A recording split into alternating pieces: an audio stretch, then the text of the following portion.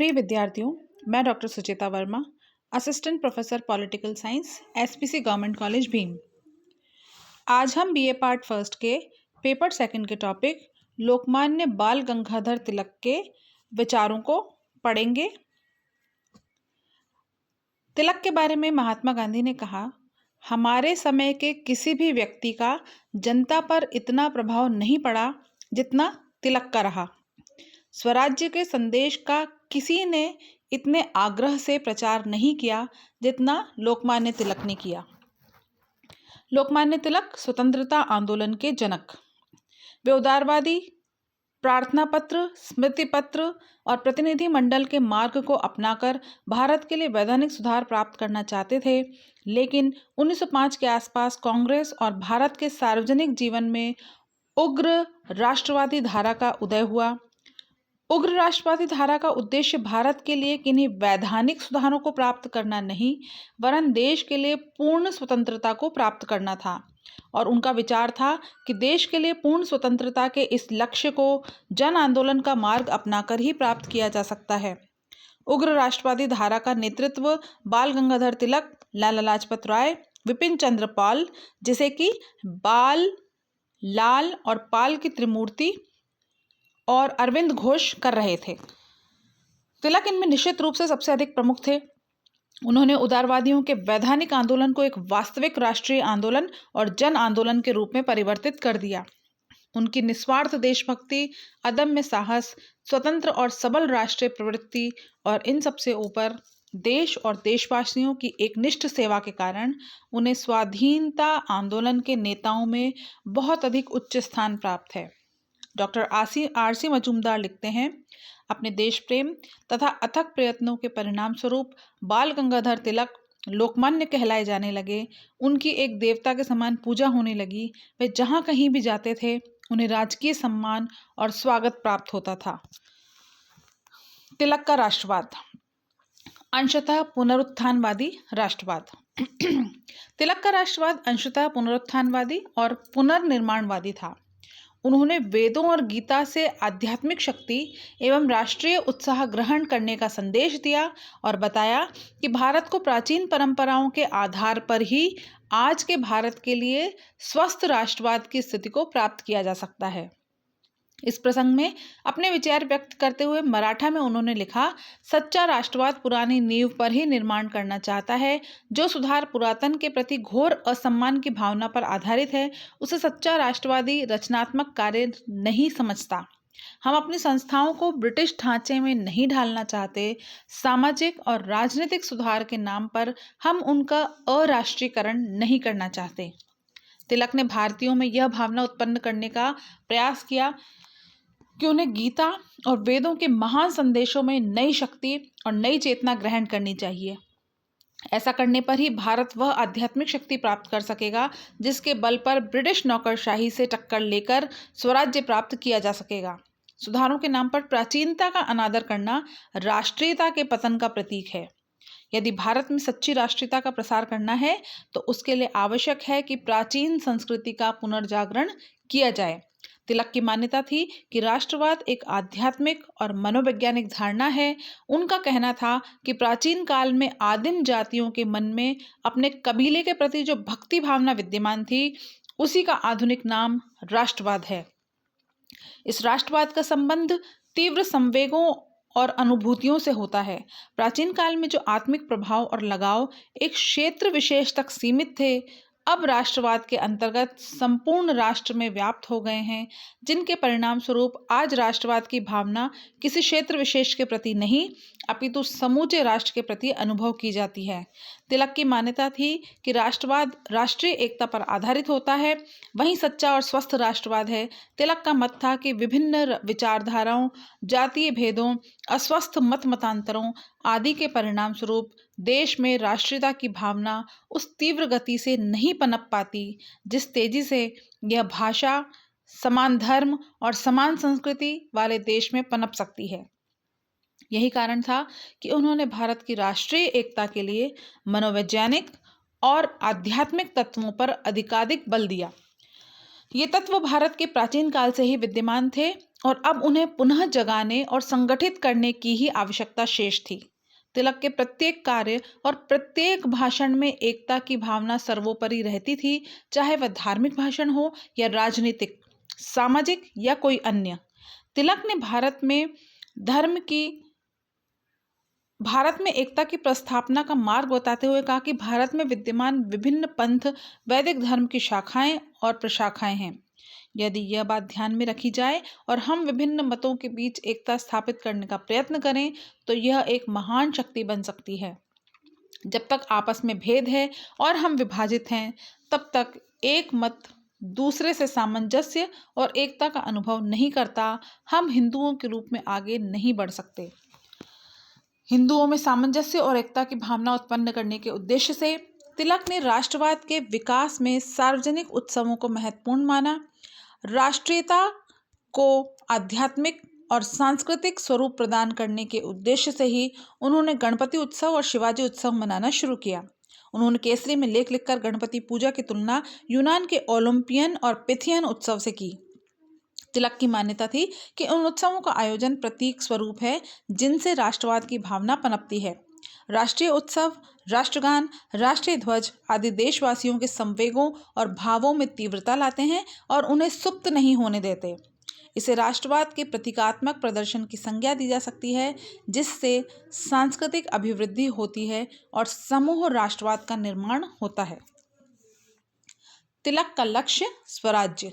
तिलक के समस्त राजनीतिक चिंतन को एक शब्द में अभिव्यक्त किया जा सकता है और वह शब्द है स्वराज्य। तिलक ने प्राचीन भारतीय दर्शन का बड़ा गहरा अध्ययन किया था, जिसका आधारभूत सिद्धांत था धर्मराज्य। धर्मराज्य का अभिप्राय एक राजनीतिक व्यवस्था से है जो धर्म पर आधारित हो और जिसका उद्देश्य धर्म का रक्षण और पोषण हो। स्वराज्य इस धर्मराज्य की एक आवश्यक स्थिति है। इस प्रकार स्वराज्य तिलक के लिए एक नैतिक आवश्यकता थी। प्रत्येक भारतीय का धर्म अर्थात कर्तव्य था, इसलिए उन्होंने घोषित किया, स्वराज्य हमारा जन्मसिद्ध अधिकार है और हम इसे लेकर रहेंगे। तिलक के इस मूल मंत्र का महत्व भली भांति समझने के लिए हमें इसकी तुलना दादा भाई नौरोजी, फिरोज शाह मेहता और गोपाल कृष्ण गोखले जैसे उदारवादी नेताओं की स्वराज्य संबंधी धारणा से करनी होगी। उदारवादी नेता स्वराज्य की मांग ब्रिटिश नागरिक होने के नाते ब्रिटिश उपनिवेशों के नमूने पर करते थे। उन्होंने अपनी प्रेरणा ब्रिटिश इतिहास और संस्थाओं से प्राप्त की थी। तिलक की प्रेरणा का स्रोत प्राचीन भारतीय राजनीतिक दर्शन था, जिसमें स्वराज्य को व्यक्ति का धर्म बताया गया। इस प्रकार उनके स्वराज्य की धारणा भारतीय संस्कृति का परिणाम थी। तिलक के अनुसार स्वराज्य एक ईश्वरीय गुण है। विदेशी साम्राज्यवाद राष्ट्र की आत्मा का ही हनन कर देता है। इसलिए उन्होंने विदेशी साम्राज्यवाद के विरुद्ध संघर्ष और भारत के लिए स्वराज्य की घोषणा की। जॉन स्टुअर्ट मिल ने राष्ट्रीयता की जो परिभाषा दी थी, तिलक उससे सहमत थे। सन 1919 और 1920 में उन्होंने विल्सन की आत्मनिर्णय की धारणा को स्वीकार करते हुए भारत में इसके व्यवहारिक प्रयोग की मांग की थी। वस्तुतः तिलक का राष्ट्रवादी दर्शन आत्मा की सर्वोच्चता के वेदांत दर्शन और मैजिनी, बर्क, मिल और विल्सन की धारणाओं का समन्वय था। इस समन्वय को तिलक ने स्वराज्य शब्द के द्वारा व्यक्त किया। स्वराज्य से तिलक का आशय सन 1916 के पूर्व तक स्वराज्य से तिलक का आशय देश के लिए पूर्ण स्वाधीनता की ऐसी स्थिति से था जिसमें ब्रिटिश सम्राट के लिए कोई स्थान नहीं हो सकता। लेकिन 1916 में उन्होंने स्वराज्य की अपनी धारणा को तत्कालीन परिस्थितियों में अधिक समयानुकूल और व्यवहारिक बना लिया। होम रूल आंदोलन के अंतर्गत 31 मई 1916 को अहमदनगर में स्वराज्य पर अपने पहले भाषण में उन्होंने कहा कि स्वराज्य से अभिप्राय केवल यह है कि भारत के आंतरिक मामलों का संचालन और प्रबंध भारतवासियों के हाथों में हो। हम ब्रिटेन के राजा सम्राट को बनाए रखने में विश्वास करते हैं। उनके विचार उनके यथार्थवादी दृष्टिकोण को भी परिचय देते हैं। उल्लेखनीय है कि तिलक ने अपनी पूर्व धारणा अर्थात पूर्ण स्वाधीनता की आकांक्षा का परित्याग नहीं किया था, वरन तत्कालीन परिस्थितियों को देखते हुए ब्रिटिश साम्राज्य के अंतर्गत स्वराज्य का व्यवहारिक सुझाव दिया था। यह पूर्ण स्वाधीनता की दिशा में पहला महत्वपूर्ण कदम था। उनके द्वारा इस स्थिति को अपनाए जाने का कारण यह भी था कि स्वराज्य की मांग को राजद्रोह से अलग किया जा सके और देश की जनता को स्वराज्य के लिए संगठित किया जा सके। वे जानते थे कि स्वराज्य का संदेश प्रसारित करने के लिए उनका जेल से बाहर रहना आवश्यक था, जिससे वे जनता को जागरूक, संगठित और स्वतंत्रता के संघर्ष के लिए प्रेरित कर सकें। उनका आदर्श तो भारत के लिए संपूर्ण अर्थों में पूर्ण स्वतंत्रता ही था। तिलक स्वराज्य के साथ अपने देश के लिए ऐसी शासन व्यवस्था के पक्षधर थे जिसमें शासन के सभी अधिकारी और कर्मचारियों जनता के प्रति सचेत रहें तथा कार्यपालिका के अधिकारी और कर्मचारी स्वयं को जनता के प्रति उत्तरदायी समझें। तिलक का विश्वास था कि राज्य का अस्तित्व जनगण के कल्याण और सुख के लिए होता है और इस आधार पर स्वराज्य का आशय था अंतिम सत्ता जनता के हाथ में होना। इस आधार पर ही उन्होंने कहा था, भारतीय रियासतों में भारतीय शासक होते हुए भी स्वराज्य नहीं है। तिलक भारतीय शासन प्रणाली में मूलभूत परिवर्तन चाहते थे। तिलक के जीवनी लेखक पर्वते लिखते हैं कि तिलक के नाम के साथ जो विविध सम्मानित संबोधन जोड़े जाते हैं उसमें लोकतांत्रिक स्वराज्य के प्रतिपादक को अवश्य ही जोड़ा जाना चाहिए। पर्वते आगे लिखते हैं, ये स्पष्ट है कि स्वराज्य की तिलक की धारणा मुख्यतः शासन चलाने वाले व्यक्तियों से नहीं वरन शासन के मूल प्रयोजनों से अधिक संबंधित है। चाहे हम इस बात को स्वीकार कर लें कि जीवन के अंतिम वर्षों में तिलक ने स्वराज्य को लगभग उसी आशय में ग्रहण कर लिया था जिस आशय से उदारवादी नेताओं ने इसे ग्रहण किया था, लेकिन इस प्रसंग में तिलक और उदारवादी नेताओं में बहुत अधिक महत्वपूर्ण अंतर है। उदारवादी नेताओं के विभिन्न राजनीतिक विचारों में देश के लिए स्वराज्य भी एक विचार था।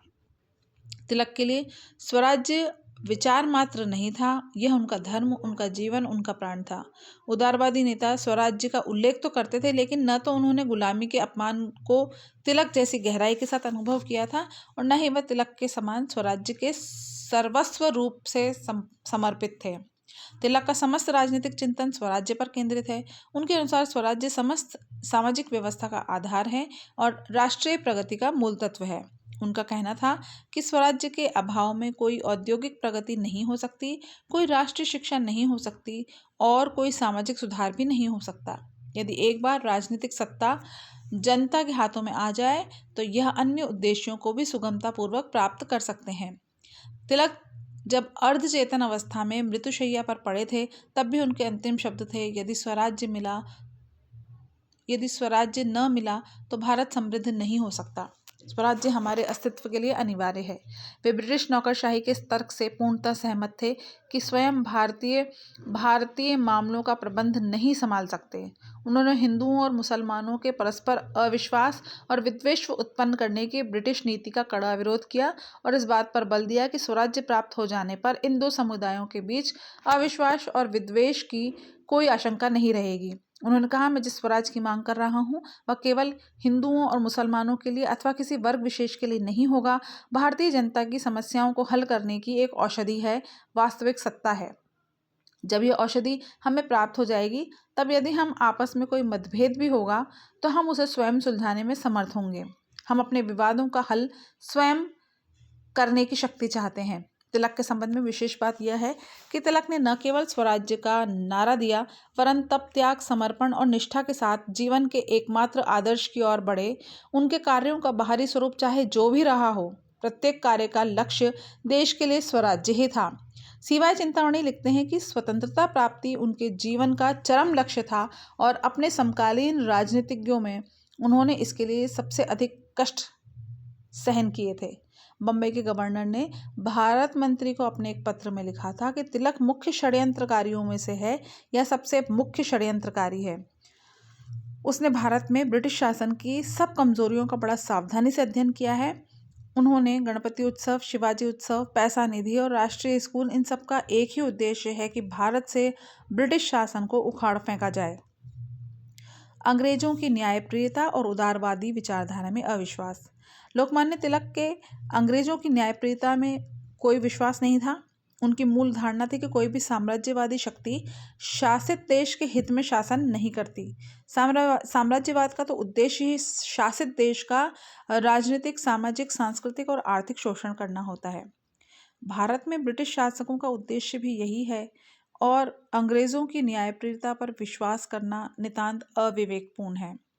उन्होंने उदारवादियों की पद्धति और साधनों की निरर्थकता और प्रभावहीनता पर कटाक्ष करते हुए कहा, अनुनय, आग्रह और प्रतिनिधि मंडल से कुछ नहीं होगा जब तक कि इसके पीछे ठोस शक्ति ना हो। आयरलैंड, जापान और रूस के उदाहरणों से हमें सबक लेना चाहिए। उन्होंने कहा, प्रतिवेदनों से कुछ नहीं होगा, यदि अपनी शक्तियों को संगठित करना होगा ताकि जब हम शासक के समक्ष अपनी मांग को लेकर उपस्थित हों तो वे उन्हें न मानने का साहस न कर सके।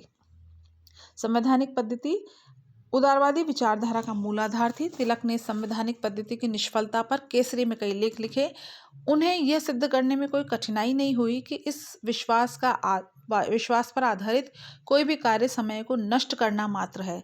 तिलक का विचार था कि संवैधानिक पद्धति ब्रिटेन सरीखे देश में तो ठीक हो सकती है जहाँ एक संविधान है और शासन जनता के प्रति उत्तरदायी है।